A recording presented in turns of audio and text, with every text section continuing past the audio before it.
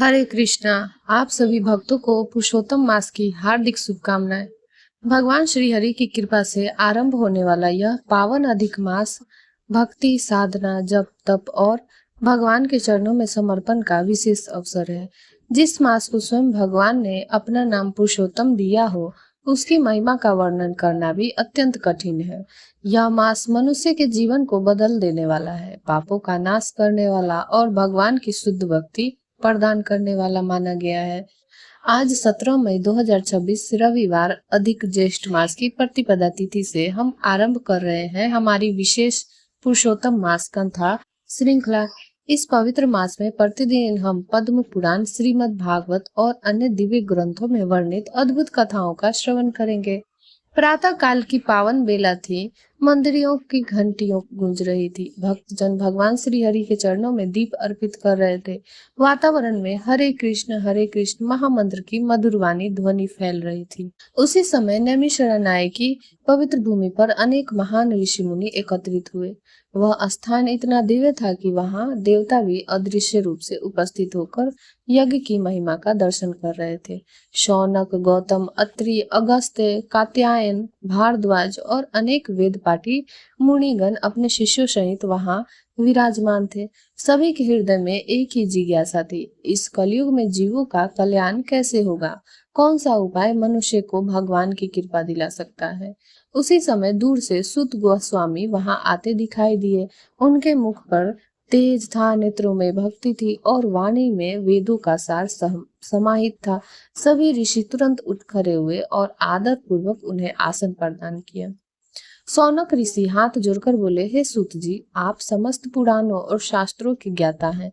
कृपया हमें ऐसी कथा सुनाइए जो इस संसार रूपी भव सागर से पार लगाने वाली हो, ऐसी कथा जो मनुष्य के जीवन को सफल बना दे। ऋषियों के विनम्र प्रार्थना सुनकर सूत गोस्वामी प्रसन्न हुए और बोले, हे मुनियों, मैं आपको वही दिव्य कथा सुनाऊंगा जिसे सुनकर राजा परीक्षित ने मृत्यु के भय को जीत लिया था। यह कथा स्वयं श्री सुखदेव गोस्वामी के मुखराविंद से निकली हुई है। इतना कहते ही वहां उपस्थित सभी ऋषि ध्यान मग्न होकर बैठ गए। वातावरण पूर्णतः शांत हो गया। केवल यज्ञ की अग्नि की ध्वनि सुनाई दे रही थी। सूत गोस्वामी आगे बोले, एक समय में गंगा तट पर पहुंचा जहां महाराज परीक्षित अपने अंतिम समय में भगवान की कथा सुन रहे थे। वहां मैंने देखा कि असंख्य ऋषियों के मध्य दिव्य ध्वज से युक्त श्री सुखदेव गोस्वामी विराजमान है। उनका स्वरूप ऐसा प्रतीत हो रहा था मानो तारों के बीच पूर्णिमा का चंद्रमा चमक रहा हो। राजा परीक्षित दोनों हाथ जोड़कर बोले, हे गुरुदेव, मृत्यु मेरे समीप खड़ी है। कृपया मुझे ऐसा मार्ग बताइए जिससे मनुष्य अंतिम समय में भगवान को प्राप्त कर सके। तब सुखदेव गोस्वामी ने कहा, राजन, कलयुग में भगवान की कथा, नाम स्मरण और भक्ति की तब सुखदेव गोस्वामी ने कहा, राजन, कलयुग में भगवान की कथा, नाम स्मरण और भक्ति ही जीव का सबसे बड़ा आश्रय है। विशेषकर पुरुषोत्तम मास में किया गया छोटा सा जप, दान, व्रत और कथा श्रवण भी अनेक पुण्य फल प्रदान करता है। इतना कहते ही सुखदेव जी ने नारद मुनि की अद्भुत कथा सुनानी प्रारंभ की। उन्होंने कहा, पूर्व काल में एक दासी पुत्र था। वह बालक अत्यंत शांत और सरल स्वभाव का था। उसकी माता साधु संतों की सेवा किया करती थी। एक वर्ष चातुर्मास के समय महान वैष्णव संत वहां ठहरे। उस बालक को उनकी सेवा का अवसर मिला। बालक प्रतिदिन उन संतों के चरणों में बैठकर भगवान श्री कृष्ण की कथाएं सुनाता। धीरे धीरे उसके हृदय में भक्ति का बीज अंकुरित हो गया। एक दिन संतों की अनुमति से उसने उनका उच्छिष्ट प्रसाद ग्रहण किया। उसी क्षण उसके पाप नष्ट होने लगे और उसका मन भगवान के चरणों में स्थिर हो गया। चतुर्मास समाप्त होने पर वे संत वहां से जाने लगे। जाते समय उन्होंने उस बालक को भगवान के नाम, जप और भक्ति का रहस्य बताया। कुछ समय बाद एक दिन संध्या के समय उसकी माता गायों को दूध निकालने गई, लेकिन विधाता को कुछ और ही मंजूर था। अचानक एक विषैला सर्प आया और उसने उस स्त्री को डस लिया। 5 वर्ष का वह बालक अब संसार में अकेला रह गया, परंतु उसने विलाप नहीं किया। उसने इसे भगवान की इच्छा मानकर स्वीकार किया। अपनी माता का अंतिम संस्कार करने के बाद वह उत्तर दिशा की ओर निकल पड़ा।